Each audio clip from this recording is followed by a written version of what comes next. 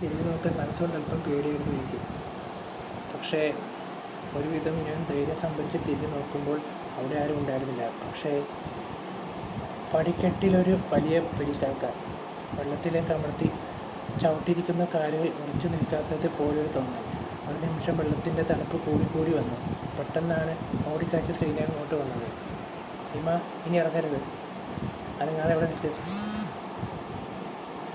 ഒരടി മുന്നോട്ട് വെക്കരുത്, പോകരുത്. പിന്നിൽ നിന്നിറങ്ങി മുന്നോട്ട് വയ്ക്കാതെ കാൽ ഞാൻ വീണ്ടും പിന്നിലേക്ക് തന്നെ വെച്ചു.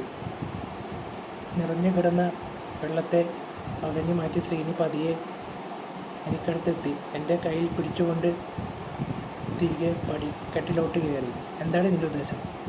നീ എന്തിനാ ആ കുളത്തിലേക്ക് ഇറങ്ങിയത്?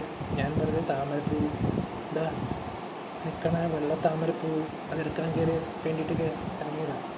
ശ്രീയുടെ മുഖത്തൊന്നും കണ്ണോടിക്കാതെ